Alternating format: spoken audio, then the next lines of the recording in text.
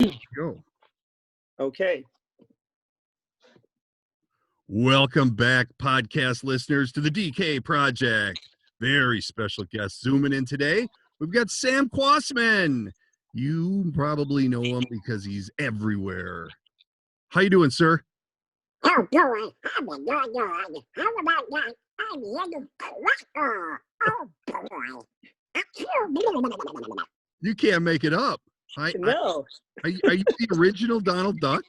No. I did the voice at Disney Studios for their records and toys for over a 17-year period. But I'm the voice of a little quacker now for Tom and Jerry cartoons. Can you see in the background? That's me. I'm the little duck. So I've been doing that. And I got the job because the animation supervisor at Disney had left and opened up his own company, called me up out of the blue and said, "You still do a good duck?" And I said, "Yeah, who are you?" He goes, "Well, duck doesn't go away." So I auditioned and I got the job, and it's been a great 6 seasons. We're going to our 6th season. It's going to be Tom and Jerry in New York now. Wow.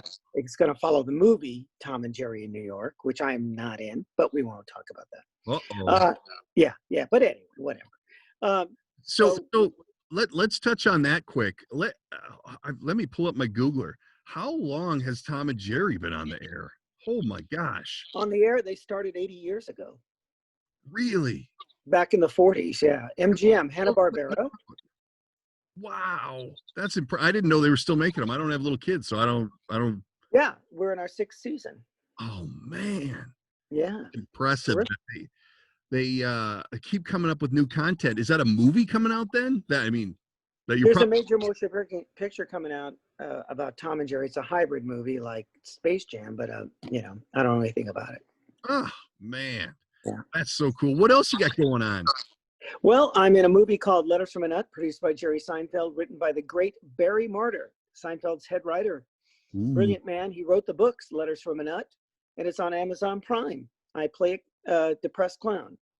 I play a lot of depressed people. Oh, really? I think the other way with your chipper duck voice. Yes, that's different. Yeah. You get depressed clown. Oh. It's very funny. It's based on the books. The books are so funny. He writes these letters to corporations. And they're crazy letters. And the corporation, whoever gets it at the corporate level, doesn't know if the guy's, if it's a real test from the company or if the guy's really nuts. Really? So he'll write to a hotel and say, I'm allergic to your ice machine. And I need to bring in my own ice machine. So the company writes him back and says, "Oh yeah, we're more than happy to accommodate you. Don't worry, we'll take care of it." He goes, "Great, my ice machine weighs 2,000 pounds. I'll need a forklift to get it into the room," and just keep going back and forth with the letters. How many is that a show? I'm looking at it. It was a book. They were books, Letters from a Nut, more Letters from a Nut. Now it's a play. It was a play at the Geffen Theater here in LA. It's a very prestigious theater. And Barry's the star. And it's great because he's the original author. He's the author. And then they made it into a movie, Amazon Prime. It's filmed as a stage play. Oh, really? Yeah, but the letters are hilarious. I mean, he wrote these letters that are just brilliantly funny. Check the book out. I wasn't aware of such a thing. It sounds like a good comedy series, huh? It's terrific. It should be a series. It should be a comedy series. You can make a series out of it. No problem. Shh, we'll keep that between us.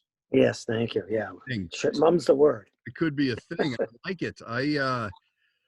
I'm still blown away by the fact that before we got on the air, we were talking a little bit of history and with the Bob Newhart and I mean, these are just, you've worked with some legends in the business. That's incredible.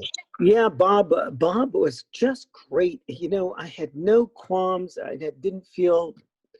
I was so comfortable with him. He was so down to earth. He's just real. What you see on stage is what you get off stage. I mean, from when I was hanging around him. I was enamored with the dentist, the gentleman who played the dentist. Now I can't remember his name now. Why is that? And I was friends with Jack Riley from the Comedy Store. He played Mr. Carlin, who was depressed. Went into depression. God, what's his name? I thought he was this brilliant actor, and I was kind of like, didn't know what to say to him, you know, but he was a great, great actor, the dentist. God, what's his name? Oh, God, what's Were wrong you with him? reoccurring on there? Hmm? Were you reoccurring on there? Or were you just, Well, here's what happened. The episode was so good, it was nominated for an Emmy, yeah. and I was going to be a semi-regular on the series, and Bob quit. So that was the end of that. Damn it. That's when. But now it is many years later. The Wall Street Journal does a retrospect of the Bob Newhart show, picks out the top 10 of every season. Okay. And I did the last season, and my episode is number 2 out of 10 for my performance with Bob. From the Wall Street Well, Journal. Yeah. And then the Hollywood Reporter did a thing asking all these celebrities what they liked about the Bob Newhart show and what they liked about Bob.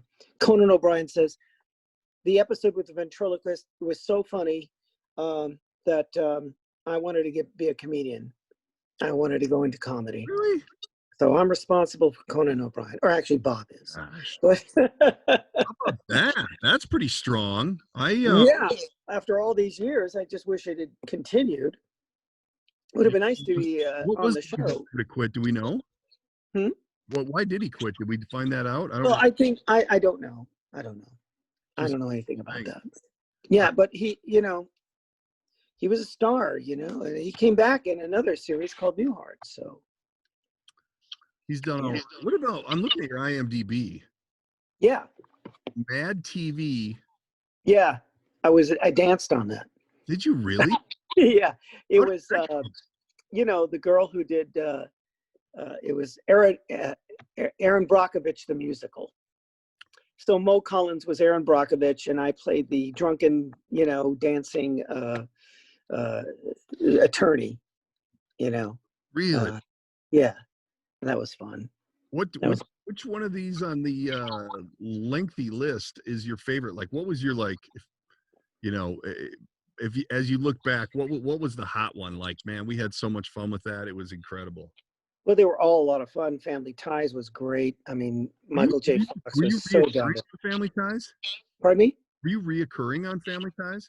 No, I just did a guest shot. I wish I was reoccurring. That was the went on for whole a idea. long time too, didn't it? What? That show went on for a long time too, didn't it? Yes, it did. Yeah. It made Michael a star. Yeah. But I got to work with, you know, Bernie, Meredith Baxter. I got to work with. Sure. Right. She was so cool, you know, very pretty lady. Yeah. Is she still? And then, Like I've not heard from her in forever. yeah, I don't know. I don't know. Yeah. Interesting. But it was exciting to work on the movie Mame with Lucille Ball. I was a dancer back then. I danced for Anna White. My very first show was Disney on Parade, where I was the voice of Donald Duck. I did it live, 10 to 14 shows a week, and then did every unit after that from 1970 to 1976. And then that's when it folded. Today you see it as Disney on Ice. Uh-huh. It was originally a dance show, and my best dance partner was a guy named Patrick Swayze. Oh, I So- think I've heard of him. Yeah, it was our first dance company. I'm just dropping names here, aren't I? Wow, look at So- you, big roller. But Anna had just won the Academy Award 2 years earlier for Oliver. She did Music Man, Bye Bye Birdie, and she did all these big musicals on Broadway, and I was one of her dancers. And so she hired me for Mame, and I got to talk to Lucy, and Lucy told me all kinds of stories Oh, because I was a kid, and, you know, I would ask her things like about the Three Stooges. I like the Three Stooges. yeah. So she would go, "Oh, bad props, they almost killed me." Turns out she actually did a Three Stooges episode where they almost killed her. Wow. She was powdering her face with this very, you know, fine powder. And they turn on a fan and it goes into her face and she goes like this. And it goes in her throat, her nose, her eyes, her ears. And she said they took her to the hospital. She was in the hospital for 3 days. Really? Yeah. Oh, Yeah. see, that's a story you're not going to get anywhere but here on the DK Project. Yeah. Oh, I got a better one than that. I got another one. What do you got? So I'm talking to Lucy and she goes, "You know, during World War II, I had to get a filling for my tooth." I go, "Really?" And she goes, "Yeah, but they couldn't use the regular stuff. So I was getting radio waves in my tooth." Now, if she hadn't told me this, would you have believed this? She's driving to MGM Studios, and because she was under contract during World War II. and she's picking up German in her tooth. Come on. I'm not kidding you. She calls the FBI, the police, whatever, and they're driving around Toronto. It gets louder and louder, and they find a nest of Nazi spies spying at MGM Studios. And she found them through her tooth. Were you Now, if she hadn't told me that to my face, I mean, who would believe that? But isn't that amazing? Yeah, was she known to be like on drugs or anything? No, she was serious. She was a serious, hard-working woman. She put in 18 hours a day when she Google worked. it afterwards? Pardon me? Did you Google it afterwards, or did you have some? No. I take her word for it. She, I believed her. There was no reason to Google anything. This was before there was Google.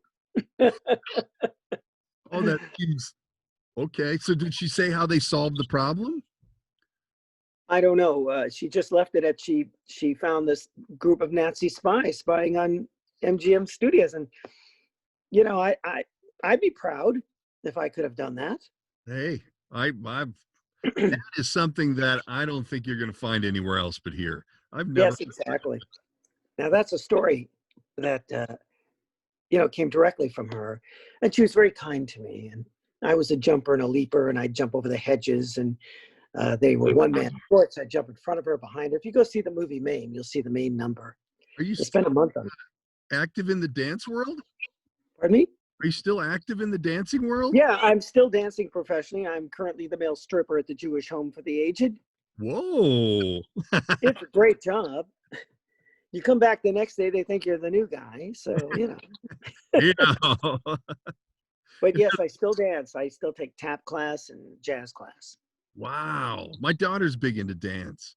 Oh, really? Yeah, I'm thinking she's hanging it up, though. I just took her to college, and I just dropped her off on Tuesday. So I'm thinking dance is on the back burner for a while, which is well, okay. She can still dance while she's going to college, because right now you have to, kind of socially distance yourself. So it's she was in dance since she was like 5, and then her last year they went to this online thing, and because they couldn't meet in class because of the pandemic. So it was really a sad ending to a long trip of dance, but she handled it well. It's all good. I think everybody's got a new normal. Have you been going out? Are you out amongst the people? Well, I keep my distance from everybody, and I order food in, and I go to the grocery store every so often, but I stay away from everybody. Like when I went in to record today, everybody was remote. Really? Yeah, everybody was on a computer. So do you still go to a studio to record the cartoons then? I went to the studio today to record, and they wiped everything down before and after you're in there. Really? Yeah, really. So how we got to get to we got to get back to the beginning here. We jumped right into the middle to the current, but how did this all start? Where does I was 19, and I was taking dance classes and acting in California, LA, Los Angeles. I was in high school, and then I was when I went to college. I was taking dance in high school, and then I went to college. And college, I was taking class, and my teacher and someone mentioned this Disney show that they were looking for dancers, and I was 19 at the time, and I went to audition, and my dance teacher, Anna Chaselka, said, may she rest in peace, said, tell Anna White I said hello, because she used to dance for Anna in Music Man and these musicals that she did. And so I told her Anna says hello, and Anna White White says, great, do a double pirouette. Okay, you got the job. Right out of the gate. Yes, he goes, no, okay, do another trick. Do entrechicot, it's a ballet term. Sure. Jump in the air, and you do this with your feet. Oh, yeah. Okay, do me a jump in the air. Okay, you got the job. It's like, I got the job every time I did something. I said, great. So I went in, and then we're in rehearsal in Kansas City, and I'm in all these numbers, and one number is 20 minutes long. And we're talking 10 to 14 shows a week, 2.5 hour show. It was huge. Show was huge. Back then, it cost them $1.5 million to produce in Wow. 1970. Are you That in? was- Are you in like premium shape though? I mean, if you're doing that much dance, that many days in, like, you got to be. Yeah, back then, I couldn't gain weight. My best dance partner was Patrick Swayze. Boy, we were in shape. A lot of the people don't understand. I haven't heard of They him. think an athlete. They think an athlete is a javelin thrower, and they are. They're athletes. They really are. But we're athletes too. To be able to dance, for 2.5 hours, No, and one number is 20 minutes, I can't. and you got to lift the girls every day. 3 lifts and all this. These guys are in incredible shape. I mean, Swayze was very strong. You threw that name out there just like you were talking about Bob the neighbor. Yeah. Well, yeah, he was a regular guy. Did a great Donald Duck. Deal. What? He's kind of a big deal. Did you know him, like continue a friendship with him after that? Yeah. I didn't really hang out with him once he got, really busy. It's difficult. But we knew each other, sure. He was a sweetheart, a really good guy. He did a great Donald Duck, and he could do it in Spanish. Really? So, yeah. You do that? Yeah, he's great. Can you do it? Great. No, I don't know Spanish. Let's see. Buenos dias, muchachos. How's that? Hey, That'll go over big in Minnesota, right? wow, there you go. Yeah. That's an interesting find early on in your career. I mean, he Yeah. probably was is he age-wise, how were you age-wise to him? We're about the same age. I was We're the gonna same say- age and the same height. And so it's really funny because he was Prince Charming in the Snow White unit, and I was the lead alligator in Fantasia. And I go to the stage manager and say, you only have to do 4 pirouettes to be the the prince. I say, I do 6 or 7. And the stage manager looks at me up and down and goes, "You're kidding, right?" Really? I go, "What?" Yeah, you stay in the costume. Let Patrick be, be the prince. You couldn't sell him on the duck idea? You had to go with the Well, I was doing the Duck Live, 10 to 14 shows a week for Disney on Parade, and I was doing What's My Line, and I had to call Ducky Nash to tell him I was doing What's My Line, and I did all these radio shows promoting the show around the country. wow. They used me for PR, and I perfected the voice. And then I was able to go from that unit to the next unit, 3 Caballeros unit, and whatever, Cinderella unit, whatever, till 1976. And I would record the voice, and, they'd use it. They went to Australia, they went to South America, they went to the Southeast Asia. So, and they kept asking me to come back and dance in the show. And I go, no. I'm doing MAME, and I'm off. I want to be an actor. Right. Wow. I didn't want to be in the chorus anymore. Wow. But it was a great opportunity. How long did you do that for? I did it for almost 2 years. Okay. The first year I did it live, the Duck, and then the second year we recorded it, and then I was a lead dancer in the show. I'd been a lead dancer anyway, so in the show for the second year, and then after that I left to do MAME with Lucy, and then they called me up and said, "We need a Donald Duck for the next unit, and a Donald Duck for the next unit, and a Duck." So I was doing that. Then I was going over to the Comedy Store to work on stand-up, so I did that. Yeah, and acting lessons. Always learn. Never stop learning and growing. That's the key. The key is to continually. I was told as a kid, if you want to be an actor, you got to learn to do everything. Just don't limit yourself unless you're limited. Like I said, I have friends who are very limited. They only do one thing. Yeah. And they make a fortune because they're just that one person or that one character. And they seem to be more successful than me because I learned to do everything.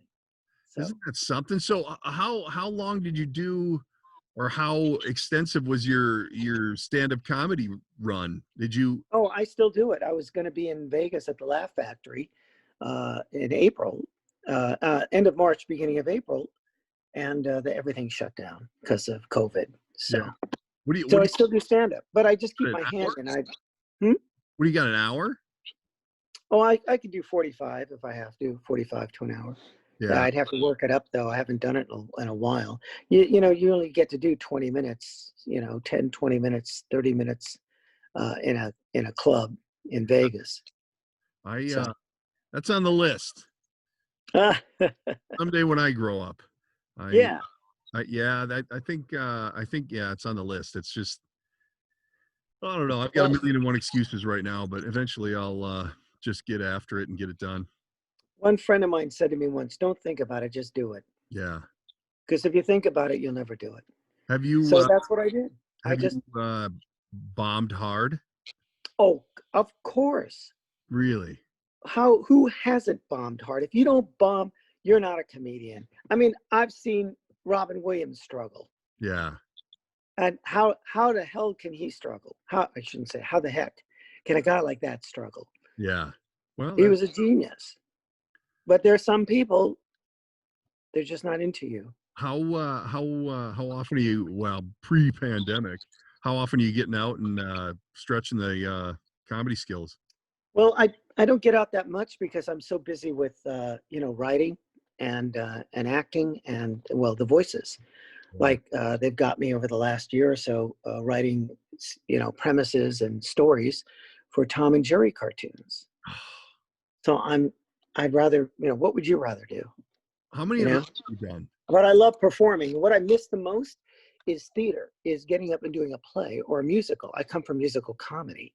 Oh, That's my favorite, like Anything Goes or Singing in the Rain, really? stuff like that. Yeah, that's my background. You do it all. I can do everything except make a living. That's why I'm here talking to you. And that to me would be the most frightening. I mean, I could, do anything behind the microphone, whatever, and I could probably do the stand-up comedy, but there's no way I could do a play. I can't remember anything. That's a big problem. well, there are tricks.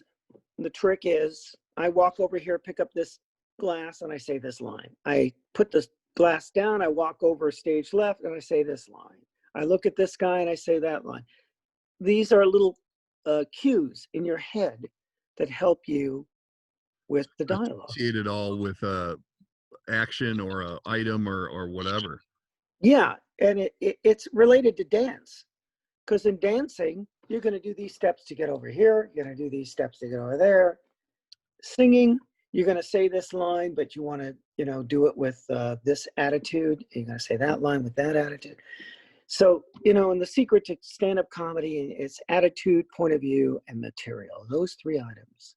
Yeah. So you have good attitude, and you have a good point of view, you're a professional. If you have all three, you're Robin Williams. Well, and I fancy myself as a bit of a I don't even know what you call it. I watch a lot of comedy. That's kind of my thing. And I've gone to a ton of shows. I travel all over the Midwest going to shows, and there are people that are really good at it, and then there are people that are just bad. But I think people are afraid to say, maybe this isn't for you. I just went to see a show locally here with a big act, and it was his first theater tour on his own, and he had gotten a local guy to open for him who happens to be a friend of someone I know. I'm like, hey, I know the opener, this could be good, this, and I was so embarrassed by the end of it. I'm like, I don't ever want to meet that person. That is so bad. But nobody ever said, maybe that's a little rough. But I don't know if the Minneapolis comedy scene, because they say he's pretty well known in the Minneapolis comedy scene, but I don't know. The thing is about comedy is it's subjective. And I have friends that can't stand certain big comedians, and I have friends that love the same comedian. So it's subjective. Comedy is subjective. Yeah. There are people I look at sometimes and go, how did that happen? I don't get it. I don't get it. I don't get it. And they're huge. They're huge comics. So somebody likes them. So you have to understand, it comes down to taste. Now, I don't know how bad or good this guy is, but obviously somebody liked him to let him headline. Yeah, very true. Very true. What so on top of the comedy and the dancing and the acting, I mean, are you active acting all the time, like on screen? No. Well, right now everything's shut down. Yeah, There's nothing. pre-pandemic. Yeah, they're trying to. A pre-pandemic, I haven't done much on screen except I did Letters from a Nut, yeah. and that was last year, and I'm just doing cartoons right now, voiceover, and I did that last year. So I just got with a new agent. We'll see what happens. Well, and that was the question I wanted to ask is what exactly is involved and what parameters you go in with to write a Tom and Jerry episode? Like there's so many of them. Number one, how do you know you're not repeating something? And number two, like, what is there any kind of series to them? Is there any kind of Well, I mean, whatever. if you're clash with a previous story, they don't buy it. Oh, you're But not if hired you to go do it. You got to do it and sell it to them. you do a premise that you look, I went back and did my research, and I'm watching all these old cartoons, Tom and Jerry cartoons, that try not to repeat. So culture changes. As the culture changes, there's more contemporary, timeless things you can do. Things that are timeless, like, and I just did one today. Quacker finds a lucky penny. No one had thought of that. So it's that kind of thing. So you think of a premise that would be unique. Now, they might have done it something like that years ago, but I've never found it. So did you write that one? Yeah, I wrote it. I submitted it. And we just recorded it today.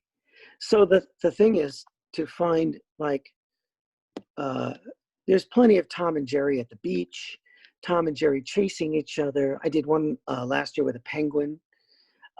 Where the little quacker thinks penguin's his brother or his cousin, and then they took it and rewrote it, but they bought it. So there you have it. Wow. So how long does that process take then? Huh? How long does that process take then from when you finish Let's writing? see. I wrote Quacker's Lucky Penny in March, April, May, June, July, August, 5 months. Okay. And remember, it takes a while to animate and storyboard. Yeah. Imagine. And when I did Robot Chicken for Seth Green, we Yeah. did Mickey and Donald at a bar picking up chicks. What's that? Mickey and Donald at a bar picking up chicks. It's very funny. It's 30 seconds long. It's hilarious. You should see it. How long is the given, like this one you just did today? How long is that? Is that a? It's a 6-minute cartoon. Okay. They're 6 minutes. We originally started at 11 minutes per cartoon. Then they cut it down to 6. So from March until now, and it's not done yet because you just did the voice, so it could take a little more longer post-production. Oh, yeah. Well, I was talking to Seth Green, and he said, listen, we do stop action stuff here. It takes 9 months to do an episode. So. Was that Robot Chicken? Was that that was a series? It's still on. It's on Cartoon Network. It's hilarious. And is that it's been on for years. They just did their 10th anniversary or 100th episode, and I went to their party. Really? We did the red carpet, and we went to the party. It was great. How is Seth Green? Terrific. What an actor. He's a producer, a writer, a director, does all the voices. He's a hell of a talent. He's been in the business since he was a kid. Oh, yeah. What was he? Gosh. When he was young. Yeah. I can't even remember what it was. Well, I just saw him in the parody of the James Bond films with Mike Myers. He's in that. I just saw him in the Italian Job. Oh, yeah. He's great in that. Damn thing all the time. That's a great movie. Yeah. It's very cool. Well, that's cool. So did you just do a one-time shot on that, or what did you? No, I did 3 or 4 different episodes. I did one with Brian Austin Green, has a box shop, and next door is Megan Fox, or he has a cigar store, and Megan Fox has a box store. So I don't know what the symbolism is, but I played a customer. I narrated the Mad Max parody they did. Okay. They're in a car, this family, and they're driving away madly from the holidays to get away from the holidays. Okay. And the holidays are chasing them like it's Mad Max. So I was the narrator on that. So do you think a lot of the business is who you know? Once you're a little more like a little more established than where I am, do you think it's a lot of who you know? And Yeah, it's who do you trust? Yeah. And you know, if you work with somebody and you know they're good and you know yet they're reliable, they show up on time, they do their job, they don't complain, they Right. thank you for doing you know, for the work, then you know Right on. Okay. that's it. You know, they're not looking for somebody who is negative. They can't afford it. They can't afford to kowtow to you. You Right. know, and you'll see very rarely do you see an actor who is trouble really get very far. You know, I think some do. I don't get it, but there's a lot of that, most, a lot of positive energy from people that, I can see it. My other business is real estate, and yeah, the part of real estate that I'm in is always not always so positive, but it's very interesting to talk to people, and I've run the gamut the last few years with people in the industry of all different levels, all different whatever, and that is kind of a common theme that if you have any kind of negativity at all, you're not going to make it, just because even just all the rejection, that'll pound yeah, you right there. It's crazy. yeah, and they want you to be up and ready, got your lines down, and you do your job. Yeah. That's it. That's what they want. And then you know, it's work. It's a business. Right, right. What is that the duck your character? What other characters do you do? Well, I love doing the little park ranger. You know, he was also the white rabbit. I'm late for a very important date. And I love doing you know, the Bugs Bunny Daffy Duck. Slay, are you following me? You know, and and little Tweety Pie. Oh, I thought, but you know, all that stuff. I have a little raspy voice today, but Wow. I do the high voices. Oh, the poor pussycat, he fall down, go boom. Is that the Speedy Gonzalez. Speedy Gonzalez? Of course, you know, this means war. Uh, so I have you done those, or are those just ones that you do? Those ones I do, you know, I just auditioned for something for Looney Tunes. We'll see what happens. Yeah. Do those come Yeah. up often? No, they, you know, I met Mel Blanc. He was the voice of all those Bugs Bunny, Daffy Duck, you know, Elmer Fudd, hello. And, you know, I did, you know, his son introduced, I said, you know, I took the Mel Blanc School of Voices. I was there and he goes, you know, Donald Duck, meet Daffy Duck. So I did Donald, he did Daffy. He goes, you know, it's great you can do somebody else's voice. He says, but I made my career on original voices, do original voices. And he's right. Well, he was right and he was wrong because when he passed away, it took 6 people to replace him. Wow. So there you go. And they've had 3 or 4 Bugs Bunnies by now. Eric Bowser's the latest to do it. I know Jeff Bennett's there, a bunch of guys. Bob Bergen, who does, you know, Porky Pig and Tweety Pie. Is there He's been doing it for decades. Yeah. a tighter group of you guys? Well, it depends on who you're working with. You know, the Ninja Turtles are pretty tight because they go out on autograph shows. Yeah. Yeah. So you see them all the time, you know? Yeah. Wow. Yeah. Yeah. Oh, did you always know that you wanted to be a character, or probably more of a dancer actor than a character? Well, I thought I'd be another Gene Kelly, or I'd be an actor, straight actor playing as a player. But this Donald Duck thing kind of fell on my lap when I was 19. Wow. And thank God for Daryl Van Sitters, who's the executive producer director of Tom and Jerry. He was at Disney when I was doing Donald Duck. And 25 something decades later, he calls me up out of the blue and goes, "You still do a good duck?" I go, "Yeah, who are you?" And so you know, they went through 3,000 voice actors for that little duck. Really? That's how hard it is to get a job.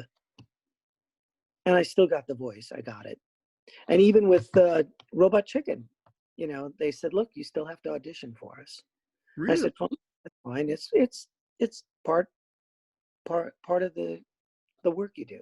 Yeah. You audition. You never quibble about it. You just do it." Yeah. And I was glad to audition, and I got the job. Well, and I was telling you before we got on air that I had gone on a retreat and had met with Debbie Derryberry. Is it Derryberry? And Debbie Derryberry, the greatest. Derryberry. She's the greatest. A very a small gal, petite. Yeah, But I wow, love her. just the voices and the noises and the just to see her run through her thing, it's Oh, if people haven't fantastic. seen it, it's very impressive to see a character actor do their characters, and noises, just weird noises coming out of this woman. It was ridiculous, but She's very talented, very talented. yeah, and and I don't know, are there young people coming into the industry that are giving you a Oh, run? sure. You've got all this non-union stuff with video games and, animated cartoons on YouTube Yeah, and stuff, and that seems to be like where it's going. the video But game is pretty strong. pardon me? The video game thing is pretty strong. I mean, they're Very strong. If it's union, I'll do it. If it's non-union, I can't do it. So, yeah. so Well, I think we're seeing more and more good for you. union work in video games. I just did an audition this morning for a video game, and it was union. Oh yeah, you were telling me about that. That Yeah. that's Yeah. interesting because I've seen a few video game auditions come by, and they're fun. It's fun, but I Mhm. bet it's super competitive. Have you done any notable characters in video games? I haven't done one video game yet because the competition's so thick, and most of them were non-union, so I couldn't audition for them anyway. Oh, I gotcha. So I'm just starting to do video game auditioning now because it's union. Uh-huh. So for a long time, Nothing. it wasn't good. All right. Wasn't good for professional voiceover, unless you were a star. If you were a star and they wanted you in the video game, they pay you a lot of money. Yeah. Well, video games aren't real strong payers anyway, are they? Either way. Not that I know of. I didn't really check into it, so. Yeah. I'm Well, you busy. sound like you're really busy, which is Yeah, good. it just happens this year. Is the only thing going on in showbiz right now is voiceover. Yeah. So everybody's jumping in. Yeah, you can thank me for that, because once I got in, then the pandemic hit and everybody else got in.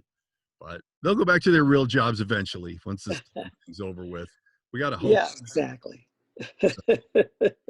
Well, listen, Sam, we got to wrap this up, man. We don't want to take too much time. You are a full docket. So where can people find you? Are you a social media guy? What's Yeah. You can find me at samk3000.com, SAMKAY3000.com, because Sam K was taken.